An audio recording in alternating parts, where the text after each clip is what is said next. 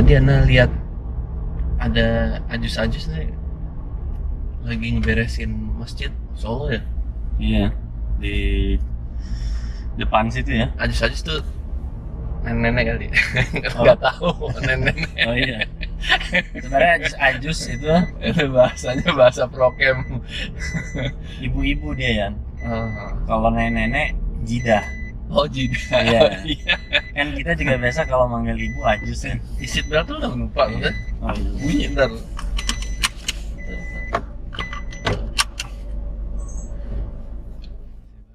Nah iya tadi tuh memang Masya Allah tuh ajus, walaupun dia udah lumayan berumur ya, tapi dia tetap beresin apa namanya teras masjid.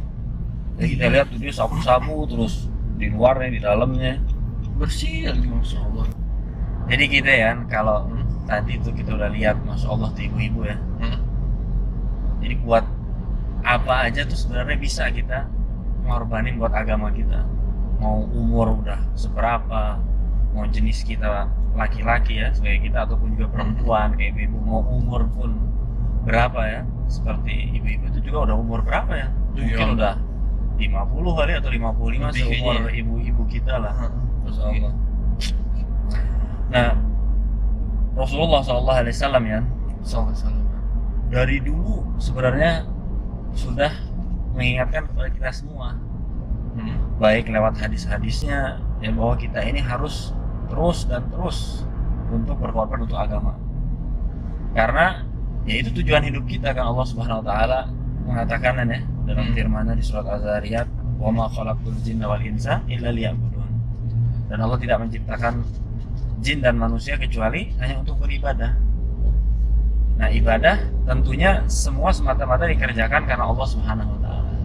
Jadi kita bisa lihat lagi kembali ke ibu-ibu tadi, apalagi dia menjaga rumah Allah yang dipakai untuk melaksanakan sholat, ada azan, ada iqomat, ada orang-orang berdoa di waktu-waktu mustajab.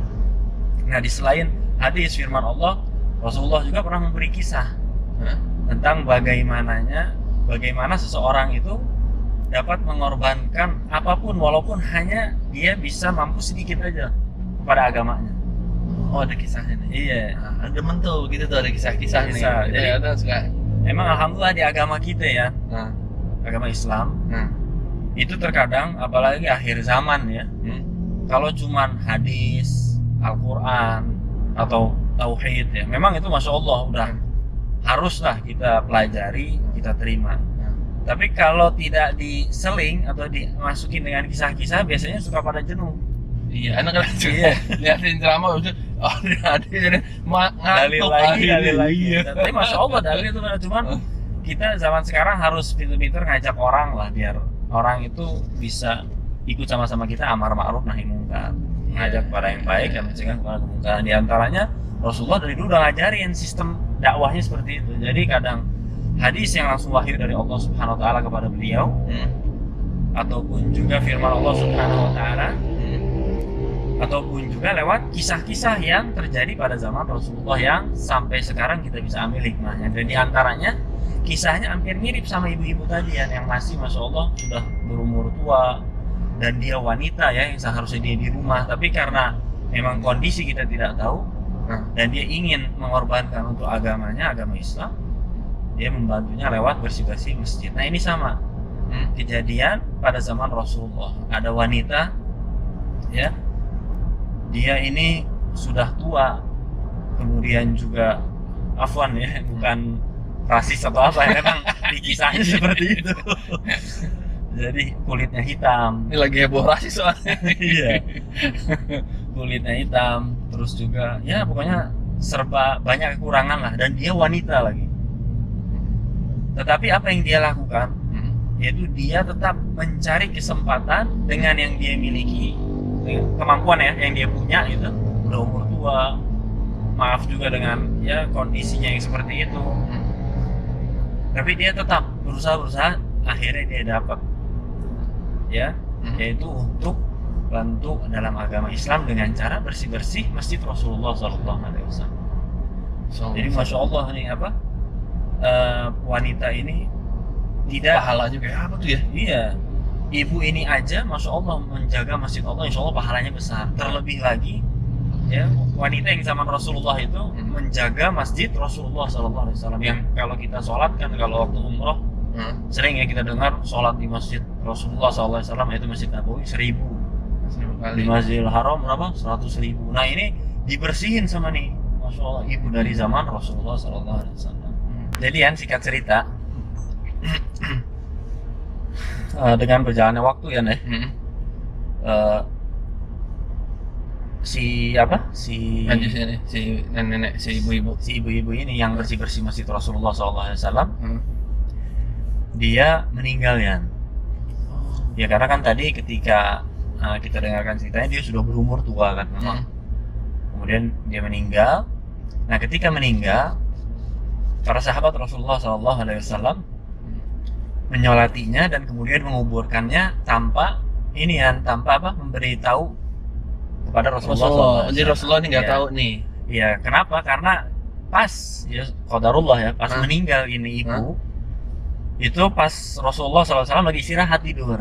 Jadi sahabat, yang namanya sahabat Rasulullah ya, nggak mau ganggu karena lagi istirahat. Kita aja sama orang ayah tua. kan, orang tua, CB ya, CB itu bapak lah. Kalau lagi tidur buka pintu aja takut. Iya, Ya, apalagi ini panutan umat sedunia dan sahabat sangat mencintai Rasulullah SAW. Jadi dia menghormati istirahatnya, dia menghargainya lah. Dia bangunnya. Nah kemudian keesokan harinya ya, pas paginya Rasulullah pas ke masjid, kok nggak lihat? Iya kan, karena nggak ada kabar. Nyariin, kemudian nanya kepada sahabat, dan sahabat memberitahukan kabar bahwa ibu ini sudah meninggal. Kemudian Rasulullah seperti nada kaget gitulah. Kenapa nggak ngabarin gitu? Terus sahabat nanya, sahabat apa? Jawab ya, pertanyaan Rasulullah SAW. Ya Rasulullah, ketika ibu ini meninggal, kita tadinya sudah mau mengabarkan kepada engkau wahai Rasulullah, tapi kita melihat engkau sudah istirahat, itu tidur. Gitu ya, akhirnya ya sudah, kita langsung kuburkan.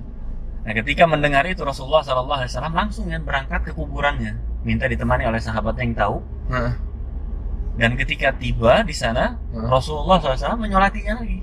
Jadi di kuburannya ya. Oh, disolatin di kuburan? Iya, disolatinnya di kuburan dengan di belakangnya tuh sahabat mengikutinya. Jadi imamnya Rasulullah. Oh, itu boleh ya sholat di kuburan tuh? Boleh. Jadi memang masalah sholat di kuburan ini ada perbedaan pendapat. Jadi ada yang mengatakan memang hadisnya sahih, tapi dalam konteks umumnya sholat apapun itu tidak boleh di kuburan. Iya kan, tahu kan kita banyak sholat. Iya, tetapi dengan ada boleh. kasus-kasus seperti ini dan ada juga pendapat-pendapat dengan dalil-dalil lain yang cukup kuat dan yang rojih memang boleh. Jadi kalau kita mendapati misalnya ya keluarga atau karib kerabat yang dekat dengan kita dan kita tidak sempat misalnya jauh pas sampai sudah dikuburin, iya, nah kita boleh sholat di kuburannya. Boleh kita sholat di kuburannya. Itu yang terpenting ya. Apalagi di negeri kita ini masih banyak kan ya namanya kesyirikan. Nah paling kita jaga-jaga. Iya, kadang-kadang kita ya ilmu ya sekarang itu apa? Taunya kan sholat di kuburan nggak boleh, sholat di kuburan ngaco gitu. Paling kita jaga aja. Apa namanya tuh? Etika-etika ketika di kuburan kan ada adab-adabnya. Gitu. Jadi untuk sholat jenazah itu tidak masalah. Kita kalau memang tidak dapat ya, apalagi yang meninggal itu keluarga dekat, karib kerabat, itu tidak apa-apa lah. Kita datang kuburannya terus kita sholatin lagi. Karena Rasulullah SAW juga ngelakuin kayak gitu. Berarti hanya sholat jenazah ya yang di kuburan gitu ya. Oh ya, bentar lagi nyampe nih soalnya. Iya nih, alhamdulillah. Kopi dulu ya. Hah? Ngeteh dulu ya, kopi. Sekarang bulan Syawal nih. Iya. Udah belum bulannya Syawal.